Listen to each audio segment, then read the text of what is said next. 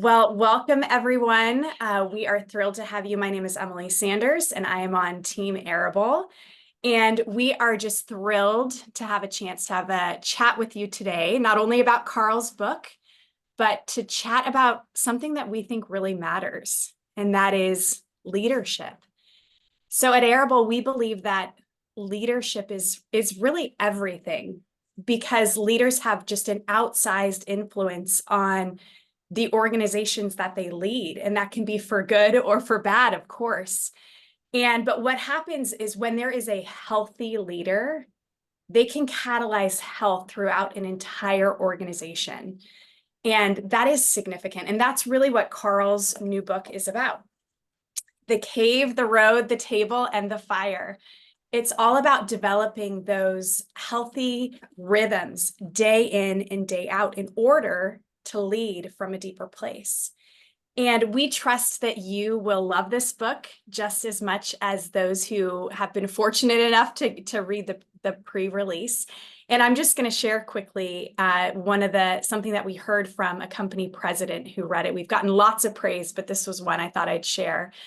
She said, "I found myself smiling ear to ear as I read it. First, the title is just perfect. It is intriguing and causes one to want to learn more. The book is a combination of story, theory, and practice. The questions throughout are provocative and deepening. Karl has such a beautiful way of helping one make connections inwardly and outwardly. And the best part of the book is that it captures Karl. It's brilliant, provocative, gentle, and bold." So we're so excited that the book is nearly here. If you're fortunate enough to be in the UK, you can buy it right away from the publisher, Kilfin Press, or at Waterstones. And if you're in the US, you have to wait just a little bit longer. You can either pre-order it straight from the publisher's website, or it will be available more broadly within the next month, potentially even sooner, and we will send you an email with all of those details. But when you do get it in your hands, we hope that you thoroughly just beat it up. And by that, I mean, wrestle through it. Get a pen, get a highlighter. There's lots of questions throughout that you can answer. We hope that you're dog-earing pages, coming back to certain things. It's really nearly like a field guide for leadership. And to that end, we've created a mini course that will be available on our website for free, that will help you begin applying these really important ideas. So without further ado, you are the very first to get to see the official book trailer of The Cave, the Road, the Table, and the Fire. Let's take a look.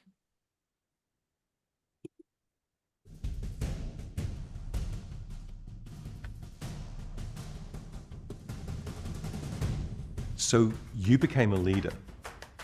And the moment you became a leader, suddenly, almost magically, you were imbued with all the wisdom, all the skills, all the abilities, all the relationships that you needed to be a leader, right? Of course not. We assume that leadership is just caught and not taught. And so foolishly, we don't teach it. No wonder there's a crisis of leadership in the world, where people don't want to take on formal roles of leadership because we feel like imposters, we feel like we don't know what we're doing. Friends, I'm not here to tell you that leadership is easy. In fact, I'm here because leadership isn't easy. But I am here to tell you that leadership is worth it.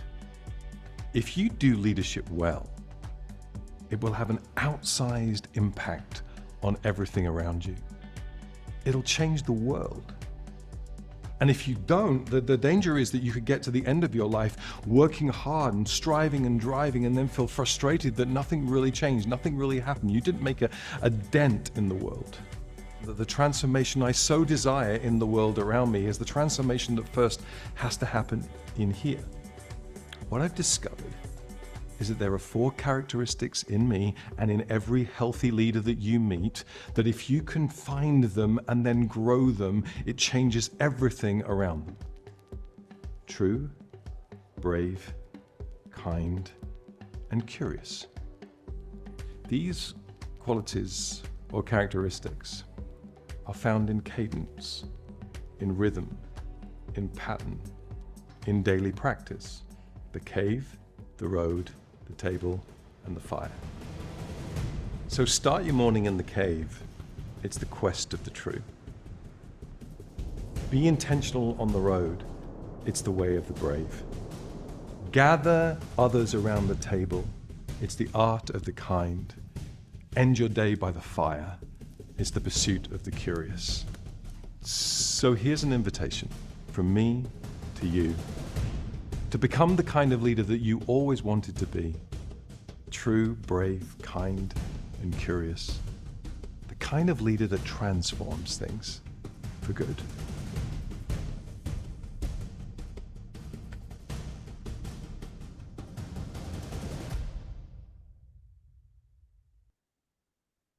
All right, transforming things for good. I love that. I'm going to pass things off to Karl in just a moment. But before I do so, I just want to let you all know, if you'd like to ask Karl a question for later in the webinar, feel free to type those into the chat at any time, and we'll get to those later. But Karl, take it away. Wow, thank you so much, Emily. I'm absolutely not sure how much I want you to beat my book up, but I definitely want you to question it. I definitely want you to write in it.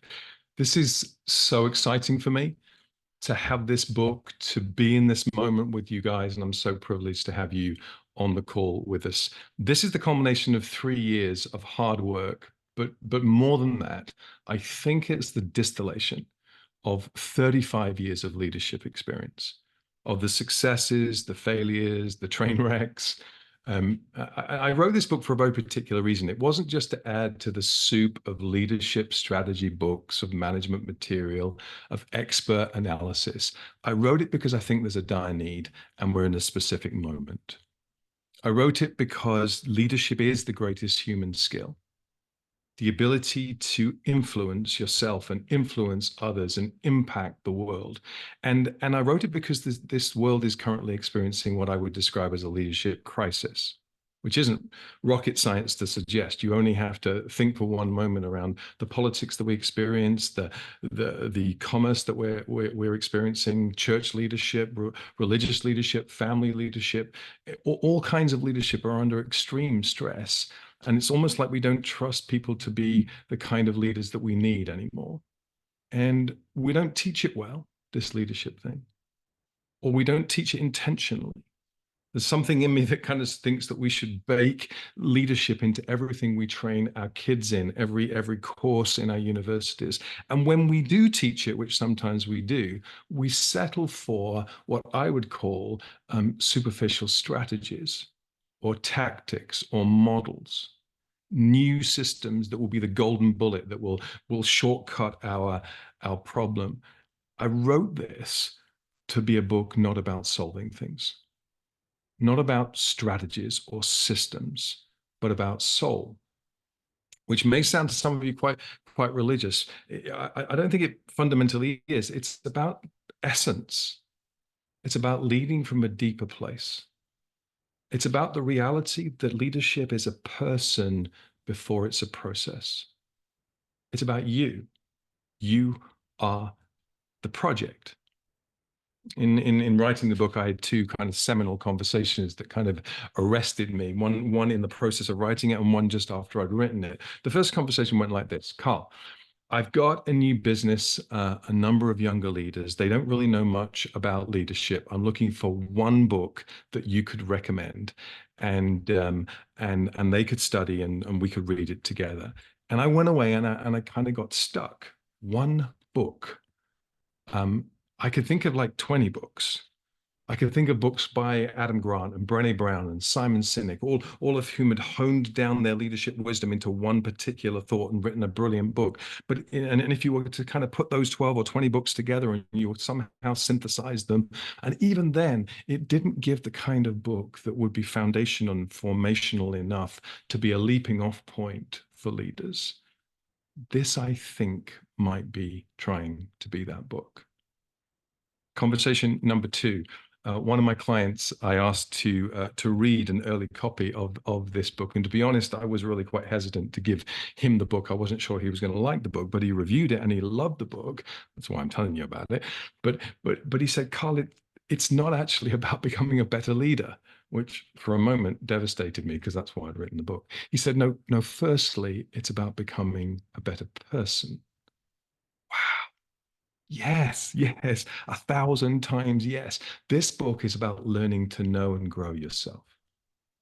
This book is about then learning to know and grow other people.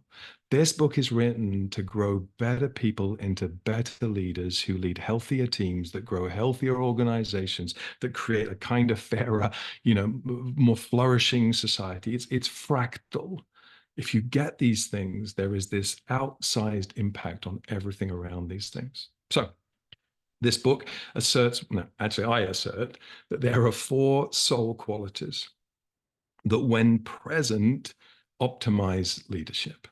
True, brave, kind, curious.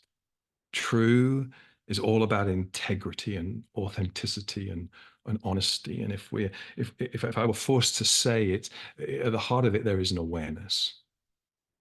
Aware of how you show up, aware of why you think the things you think.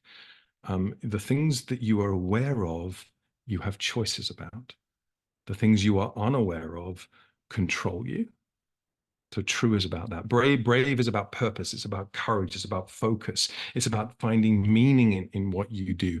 And it's about being intentional in everything, not accidental.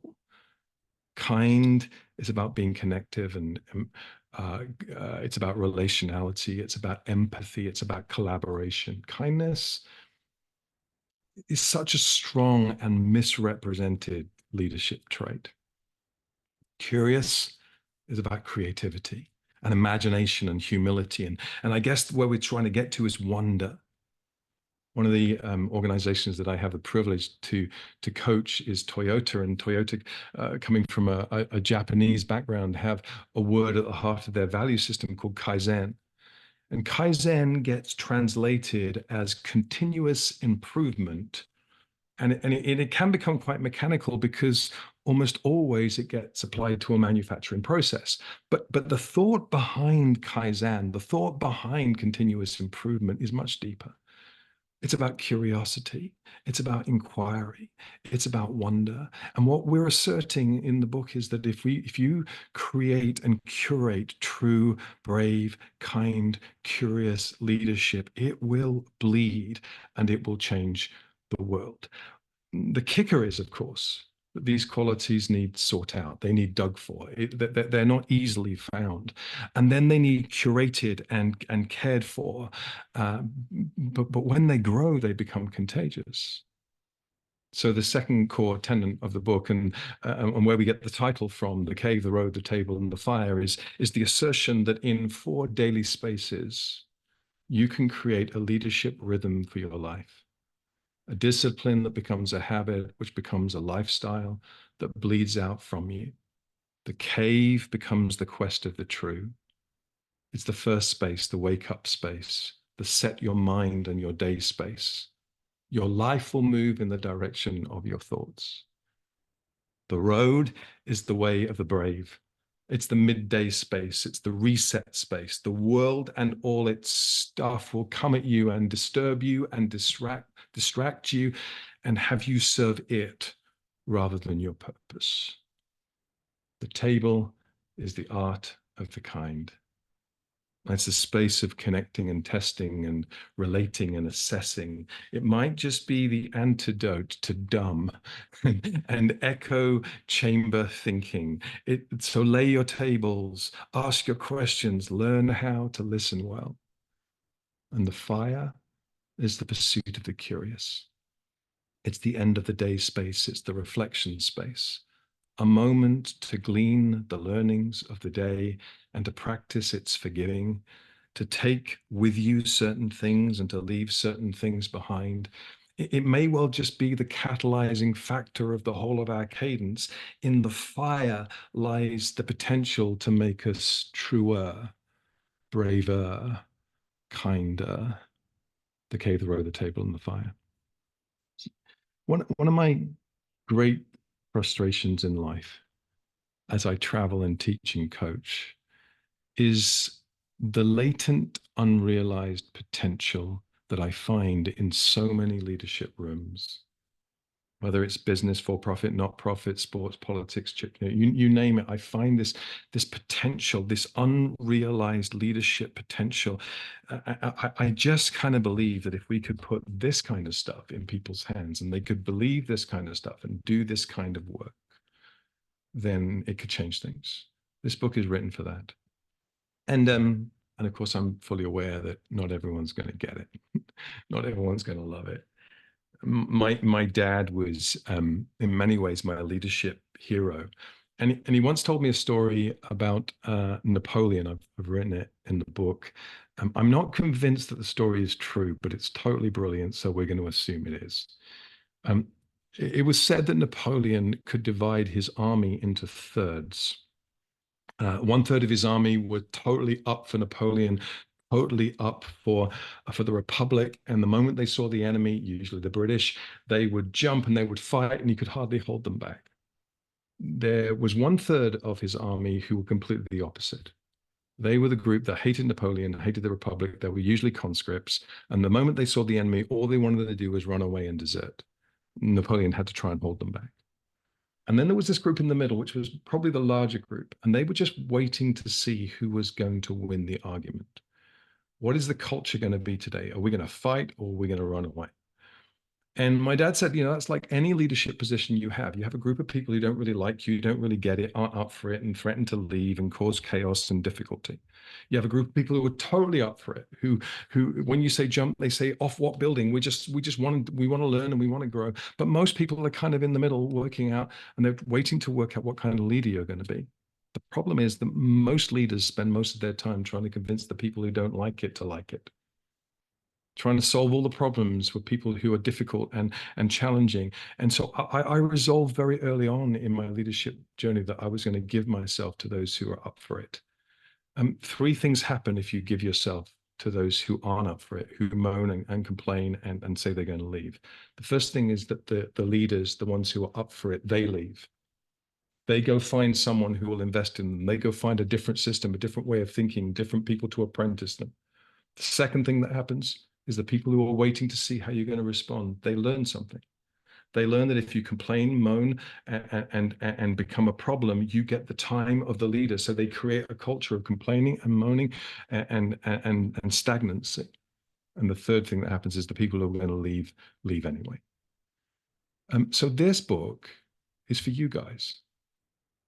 The reason that you're on this call, I think, is because you're leaders who are hungry and humble enough to want to learn. It's written so that you would inspire yourself to become the leader that you might be. It's written so that you could inspire the middle group of people who are just waiting to be led into a future that's better, to have a different conversation. It's written in the hope that even some of the people who are naysayers would join and could change the way in which we understand leadership in this moment.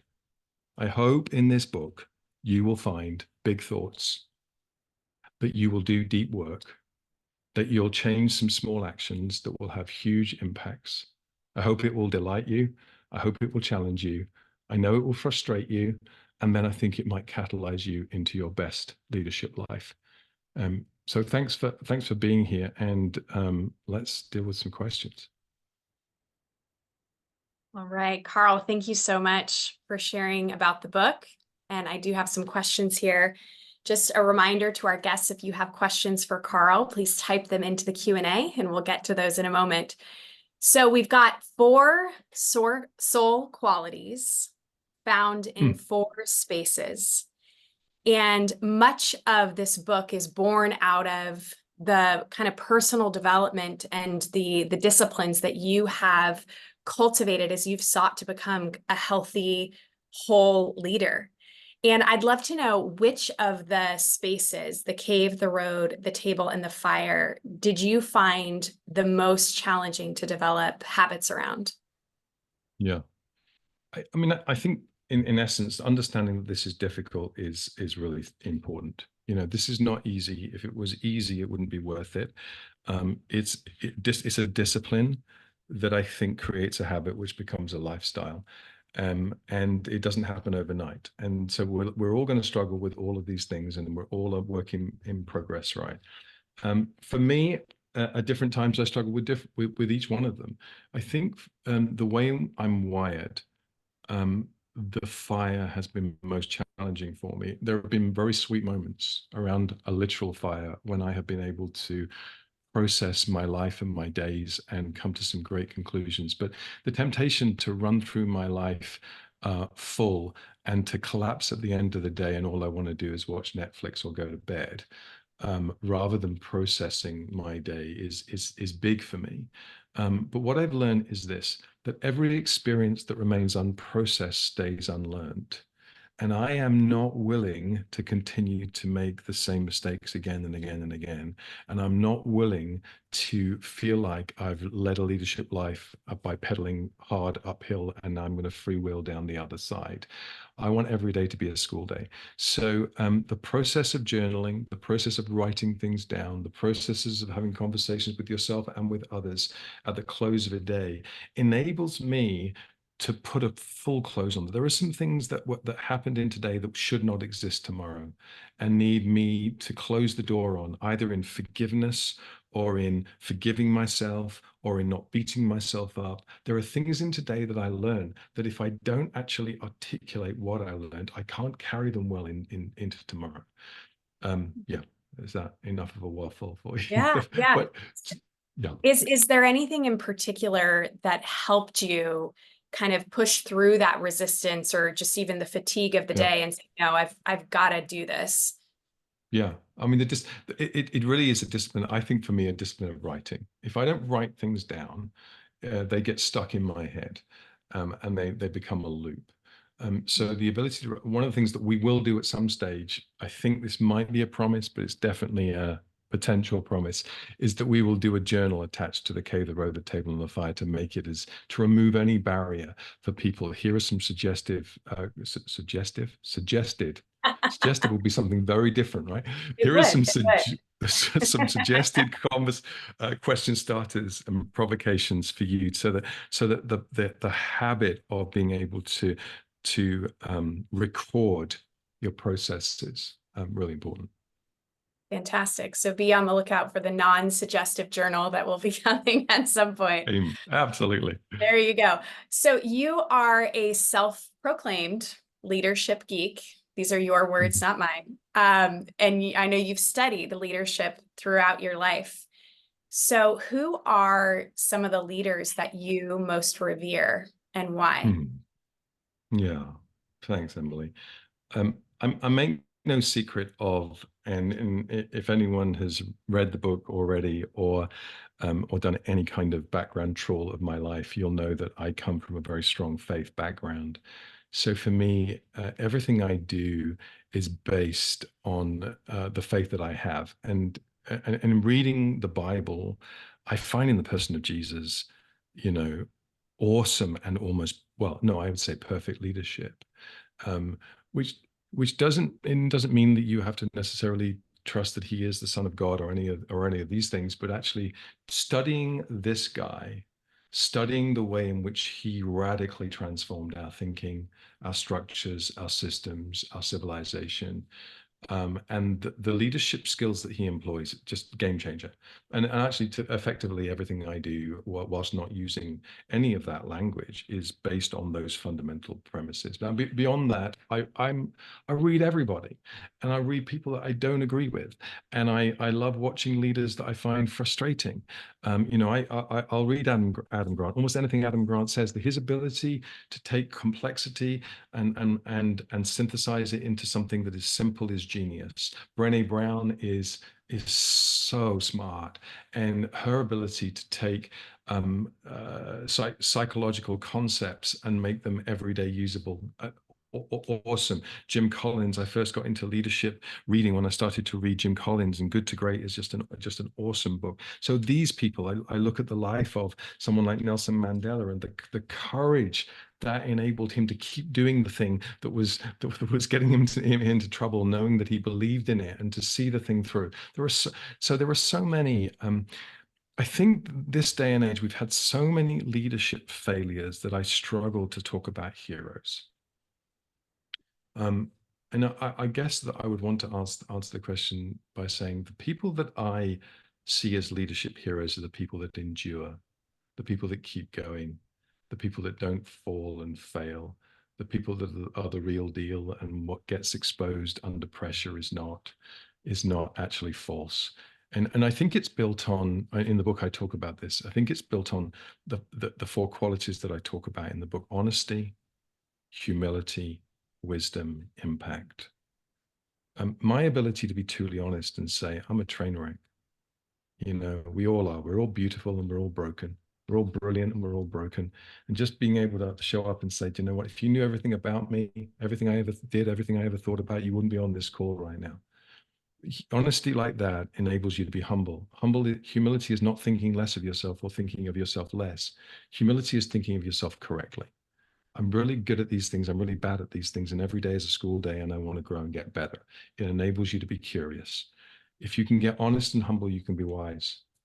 Wisdom is about knowing what is mine to do, what is someone else's to do, what is nobody's to do. It focuses attention. And those three things, honesty, humility, wisdom, create outsized impact. I think those leaders are the kind of leaders I want to learn from and I want to grow. I want to grow from. I don't know if that answered your question, Ems, but It absolutely did. Thank you. Thank you. Just a quick reminder to our guests to keep throwing your questions into the Q&A. And Karl, another question for me. So a lot of the content that is in the book includes different tools and ideas that you pull into your coaching with your clients. Is there any particular idea that you share with them that you often get a bit of resistance from, but if they actually do deploy that idea, it has a dramatic impact on the way that they lead? yeah. Yeah, and probably almost every one of our tools and models. It's hilarious to watch it. You know, I come in, we have this great philosophical conversation. We talk about them and how they're leading and what it feels like to be the other side of them. And I get with the team and I show them a couple of tools and they look at me as if, who died and let this guy come in and teach our stuff? Because there's a reason. The reason is this, that I am obsessed with simplicity. I'm obsessed with what Oliver Wendell Holmes called far side simplicity, not near side simplicity, which is simplistic, not worth anything, but simplicity that's been wrought through the fire of complexity. So I think genius is the ability to take something deeply complex and make it understandable and therefore applicable to people's lives. And so almost every model we use, when people look at it, they go, really, is that all? Is that all? You do these three things, you ask these four questions, and we've got this. Well, of course, there's always something more than that. But one of the things is trust. You know, we use an equation that we borrowed / stole from a guy called Charles Green. We've changed the language a little bit, but most people approach trust from one of two extreme perspectives. They either think trust is very simple, it's binary. I trust you or I don't trust you. If you win my trust, you've got it. If you lose my trust, you've lost it. Done. And therefore, it's very difficult when we have a conversation about trust, which, by the way, is the currency of all relationships. The other group of people think that trust is so complex and so difficult to understand. It's so nuanced. It's so qualitative, not quantitative, that we can never measure it. Therefore, we're not going to have a conversation about it. And so when I say no, trust is a very simple equation. Trust has a numerator and a denominator. Trust equals credible plus dependable plus relatable. That's the numerator. We want to get better at credibility, better at doing your job, better at dependability, better at showing up, better at relatability, better at revealing who you are and being consistent. We want to get better at those things. And the denominator is selfish. So in other words, Emily, highly dependable, highly credible. This is, by the way, your 360. Here we go. Emily, Perfect. highly dependable, highly relatable, highly credible. You're like a 9 or a 10 out of 10 in all those areas. But if I think that Emily is only in it for Emily, then what is high below the line destroys what is above the line. She's actually self. Now, clearly, Emily's not selfish; she's the least selfish person. But so when I start talking about those things, what it does is it creates vocabulary, which creates culture, and people then start measuring trust. And of course, if a team or a leader or an organization becomes more trustworthy, then return on investment is huge. Does that make sense?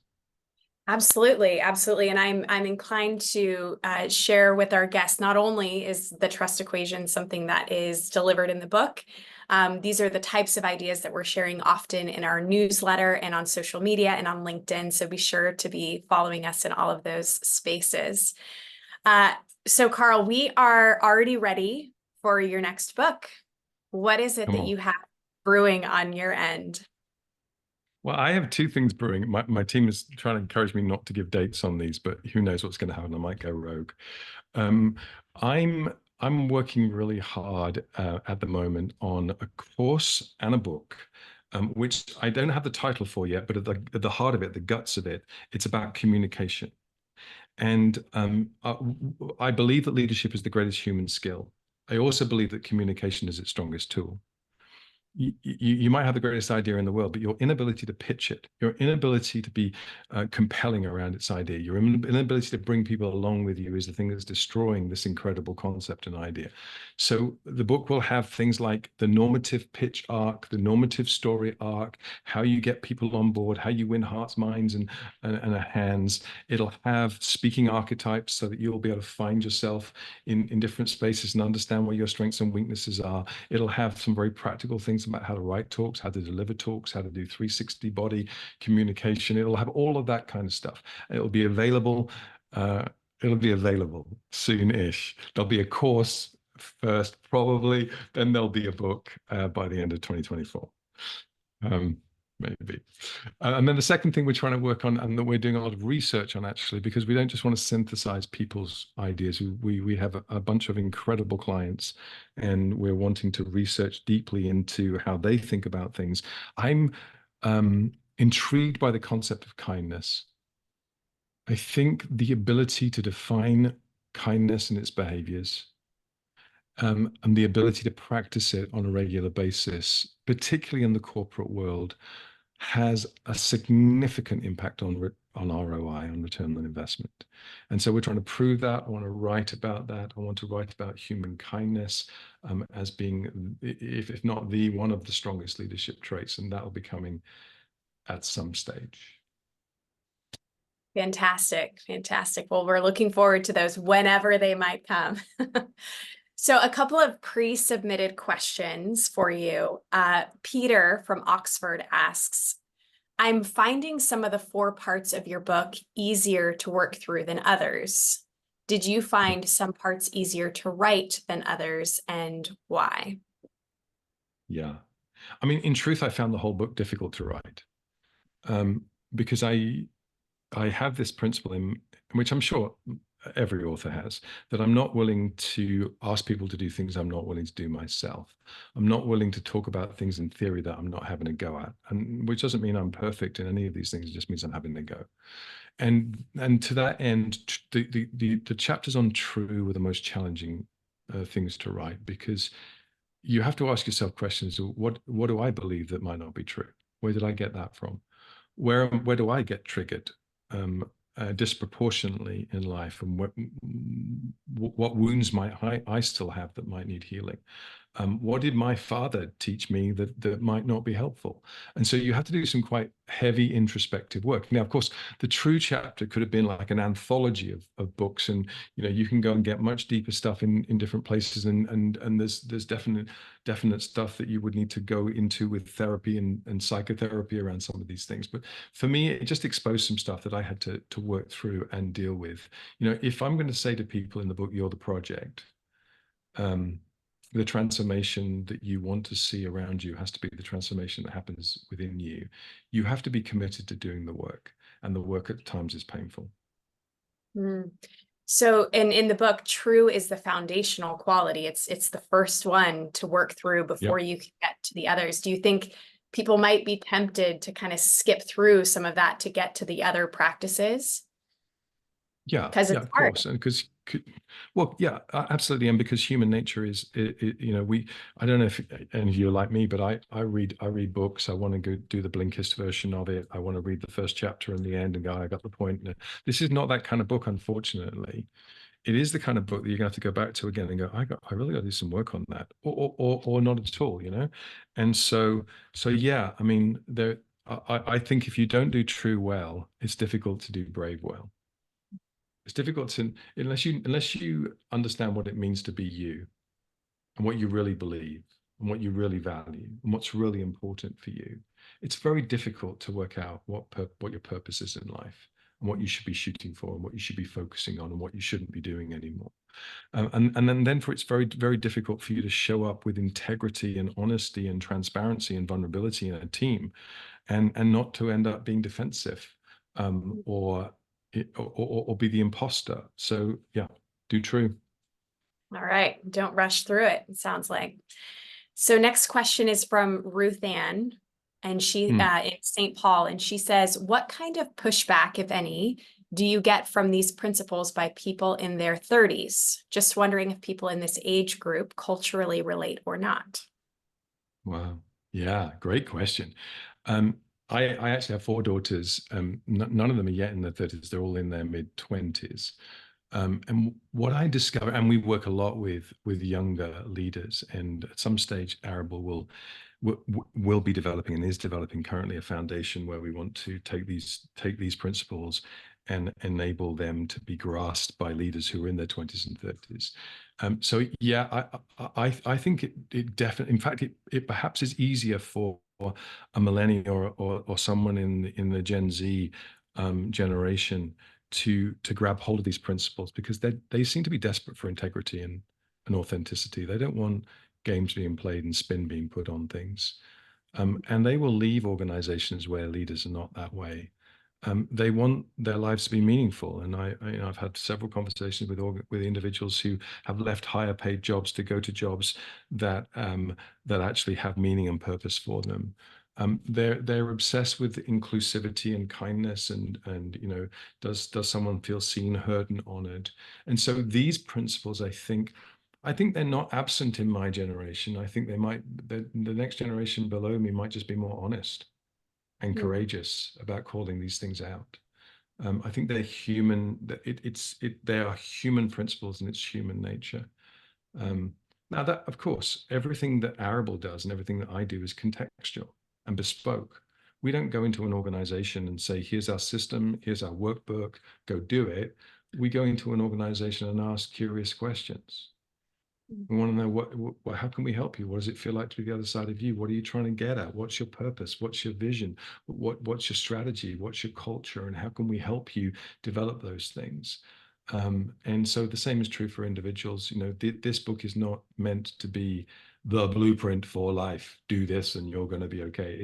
It's meant to provoke an internal and external conversation, maybe even a dissatisfaction with where I'm at, that I might be at somewhere better. So the book is hopefully going to make people dissatisfied. Is that what you're saying? No, I know what you mean, Karl.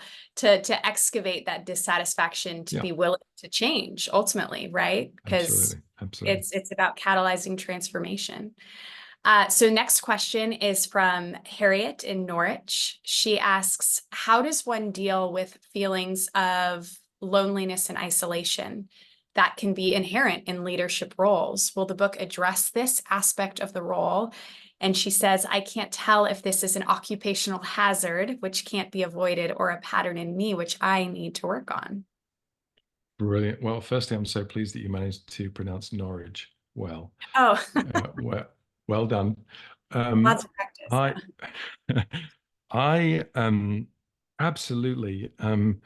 Leadership is not an individual sport, in the same way that nothing is.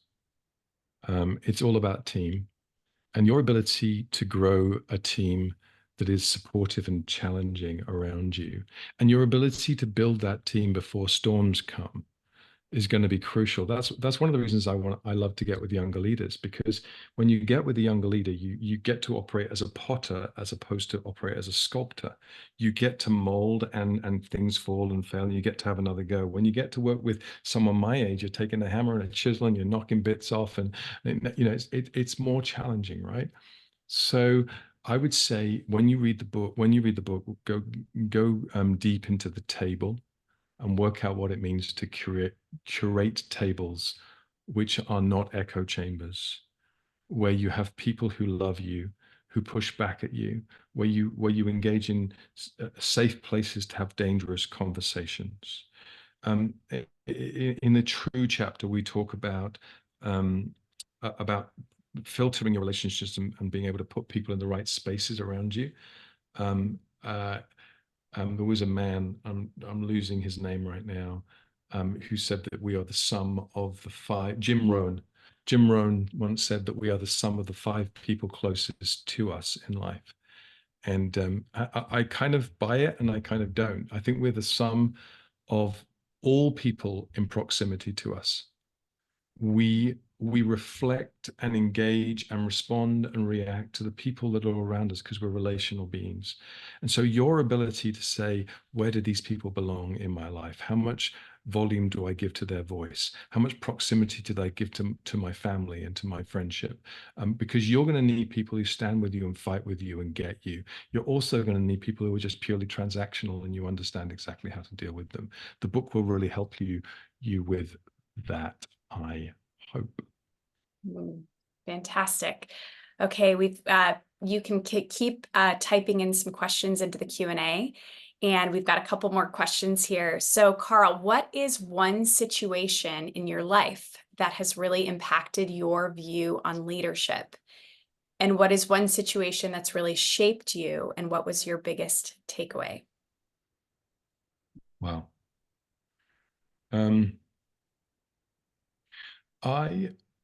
I think there are a number of situations. I mean, I could talk for hours on this, but there are a number of situations where I have been in where I have trusted people to mentor and lead me, who I have discovered not to be everything I built them up to be, and it rocked my world.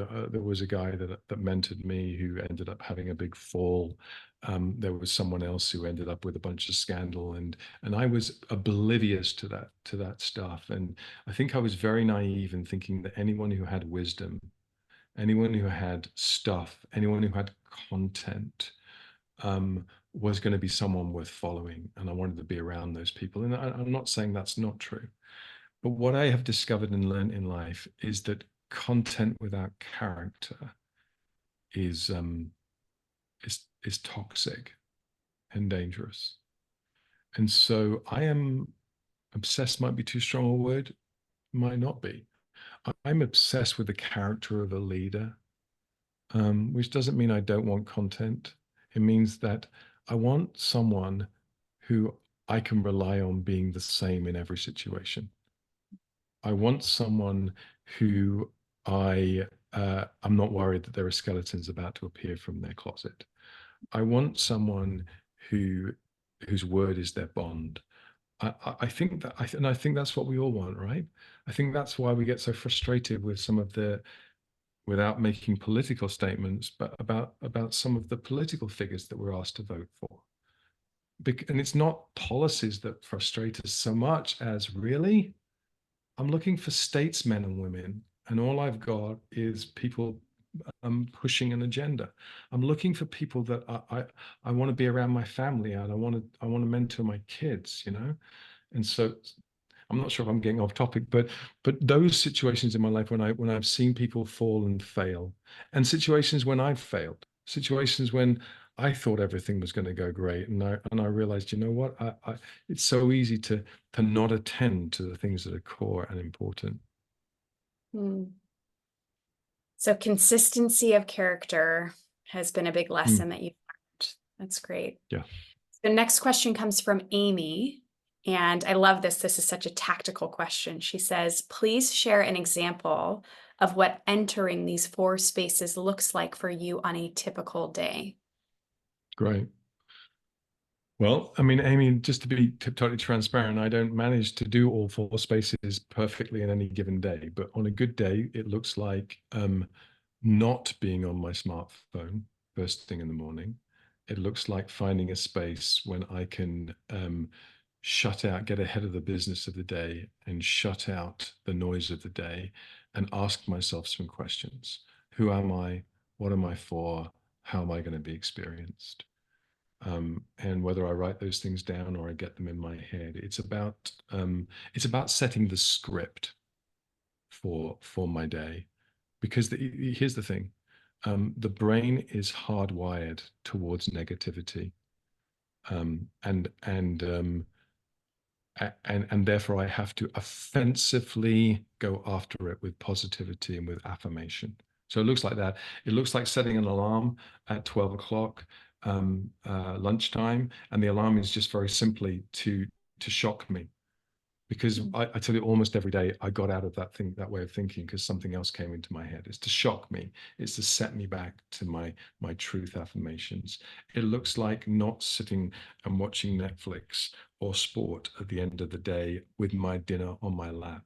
It looks like being able to talk and ask questions, and to just ask curious questions about other people's days and reveal something about my learning experiences in the day so that my thinking might be rounded off. And it looks like just 5 minutes at the end of the day to say, if I don't close my day well, my day bleeds into my sleep. And then the days bleed into one another. It looks like a piece of paper and a pen to say this stuff, leave this behind, take this ahead, be at peace with these things. So at the best point, in my house in Scotland, it's more challenging on the road. But in my house in Scotland, I have a beautiful conservatory and I have an incredible leather chair, and I sit there in the morning. That is my cave space. It also often becomes my fire space because I have a log burning stove next to it. Mm. Beautiful, beautiful. And I'll just add to Amy, you're going to love the book because there's even more tactical applications for each of those spaces there. Okay, we've just got time for a couple more questions here. So B asks, how do you use the principles in the book to address situations when you know the person you are working with is not growing in their leadership or rejecting the principles? Brilliant. Well, I mean, there's a little principle that I put up before people often when I'm with a team, which we call CIA, which is not the Central Intelligence Agency. It means control, influence, accept. And I want people to be aware of the areas where they have absolute responsibility and agency, and they can control those areas of their life. The areas where they have influence, where they can influence situations, they can influence others by their behavior, by their attitude, and the areas where they can't do anything about it at all. And what I find is that most people want to excuse behavior, ignore issues, and apply situations to the wrong buckets in CIA. For the most part, I think 50% of the journey is the revelation of reality. So the moment that you become aware of something, whether someone's pointed it out or whether you've acknowledged it yourself, is the moment that you have a choice. If a leader perpetually refuses to make a choice or to make the wrong choices, they will become difficult, challenging, and potentially toxic. They will not grow. I think some of the worst leaders that I try and help are the uncoachable ones, and they're the ones that I eventually sack, fire. I can't help you. No harm, no foul. I cannot help you. And that, I think, is why curiosity is such a key quality. If you can approach things and if you can encourage people to approach things as, I've got this thing in the book where I talk about assumptions are not a problem in life. Assume doesn't make an ass out of you and me. Assumption is what makes the world go round. I assumed gravity today. That's why I got out of bed. I assume my wife loves me, which means I'm able to give her the kind of love and have the kind of relationship that we have together. It's what you marry an assumption to that becomes the problem. And so I spend a lot of time with leaders trying to stop them marrying an assumption to a judgment. As soon as you do that about life, yourself, the world, or other people, you shut possibilities down. But if you can marry an assumption to a curiosity about yourself, a curiosity about your behavior, a curiosity about someone else, a curiosity about why the team functions in this way and not that way, then you open up a conversation.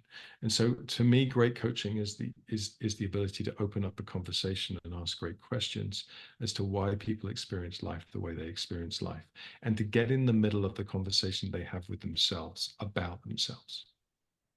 I hope that's not too enigmatic. Well, it sounds like the raw reality is that not everyone is coachable.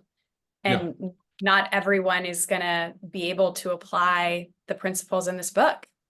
Yeah. And the secret to being able to bust through the glass ceilings that we create for ourselves sometimes is the ability to wonder, the ability to ask questions, the ability to want to grow, the ability to engage with this stuff on a daily basis. All right, we've got time for 2 last questions here, and then we're going to talk about the book drawing, which is exciting. So from Abigail says, what's one piece of practical advice I can apply to my daily life in order to lead myself well? I think the one piece of the most powerful practical advice, Abigail, read the section around 4 bags where I talk about focus. And haven't got time to praise you the whole thing, but I basically say that everyone in life has 4 bags. Your bag, the bag you should carry, somebody else's bag, the bag you're carrying for somebody else, nobody's bag, the bag that nobody should carry, but you're still carrying it because you're full of responsibility. God's bag, or a bigger bag where you're carrying stuff that's emotional that you don't need to be carrying around. I think the biggest piece of practical advice is whenever you're faced with a situation or a challenge or a difficulty, always address all issues in yourself first. What's yours to carry? Stop pointing fingers and blaming and looking for everybody else. You can't control how people respond in life, but you can take extreme responsibility for everything that is yours. Even when the criticism or the challenge is like 98% someone else's problem, there's always 2% that's your issue, right?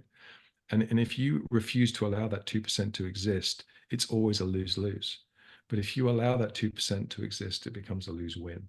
And you can grow in those situations. So if every day is a school day, address all issues in yourself, then it postures you towards, I can positively grow whatever the challenge is and whatever the difficulty is. I hope that's helpful.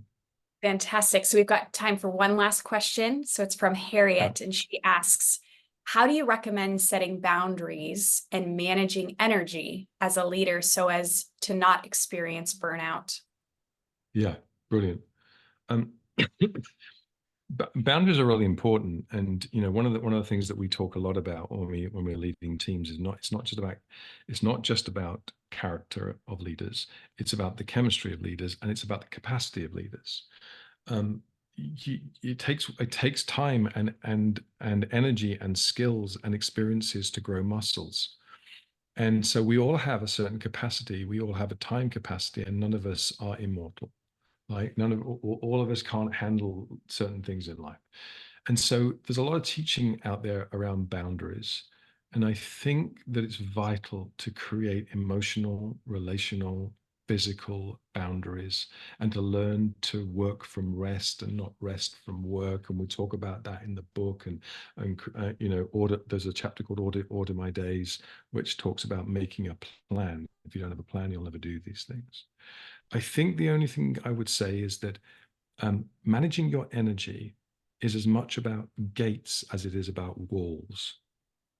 So I want you to think through the people you allow in, the experiences you allow in that give you energy, as much as the people you keep out that suck energy, the situations you keep out because they suck. So think more about energy than time, and it might help you think about the kind of boundaries that you need.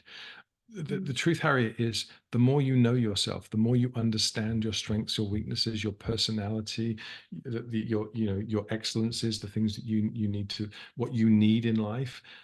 As long as you recognize that this all has to be done in a relational space, you can't just be selfish and say, I need these things and I therefore keep everyone out. I think the more you understand yourself, the more you'll be able to lead yourself, the more you'll be able to create a healthy cadence and rhythm for your life. Sounds very relationally oriented, managing the right relationships in the right way. Yeah. Sure. All right. Well, thank you all for joining us. We do have a book giveaway, and just to keep you in suspense, the winner of 2 books will be announced on our social media. So stay tuned for that. And the reason that we're giving away 2 is that we want to give obviously 1 to you, but then 1 for you to give away to a leader in your life who you know will value these principles as well. So stay tuned onto social media and we'll announce the winner. But thank you all so much for joining us. And again, we will let you know when the book is officially available for sale in the US. You can buy it right now in the UK. We're so thankful you're on this journey with us, and we know you'll love the book. So thank you all. Thank you. Great to see you guys.